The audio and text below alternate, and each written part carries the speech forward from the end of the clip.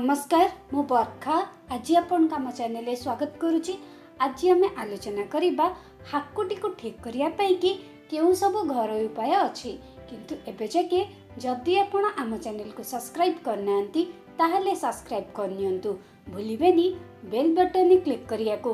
Bell button click कले आपण notification पाई परिबे आमर अपकमिंग वीडियोज रा एवं आपण जदि आम वीडियोस पसंद आछि ताहले लाइक कमेंट और शेयर करिया को भूलिबेनी।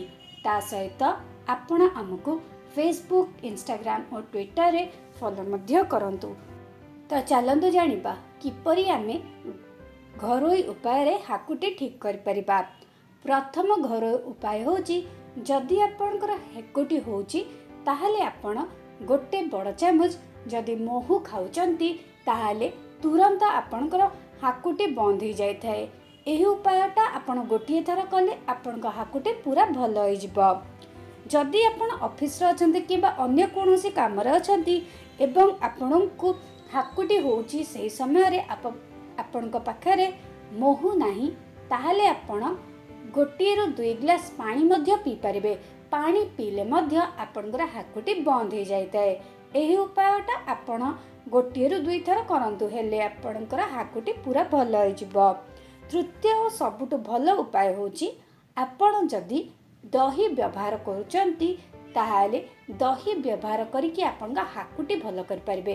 सेति पई कि आपण को गोटे छोट गिना दही रे गोटे छोट चामच लूण मिसाई के ताकू अल्प अल्प करी खाइले आपण हाकुटी पूरा भल हो जाइए एवं आपणकर नेक्स्ट टाइम हाकुटी होई न थाए।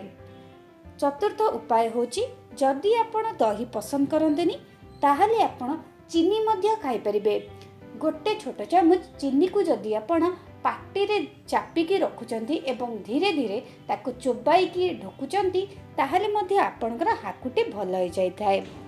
पंचम जिंस होची जदि आपण चीनी पसंद करंतनी ताहले आपण गुजराती मध्य व्यवहार करि परिबे।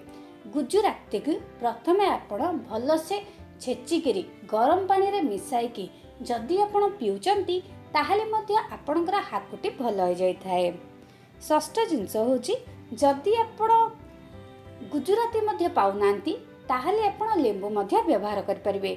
गोटे खंड लेंबू रे आपण जदि अल्प टिके नाकू चीनी मिसाई के ताकू पाटी रे चिपी चिपी पिउचंती ताहले मध्य आपणकर हाकुटी बंद हो जाय थाए। तो आज आमे जानले केते गुडे उपाय जो थे आमरा हाकुटी बंद हो जाय थाए।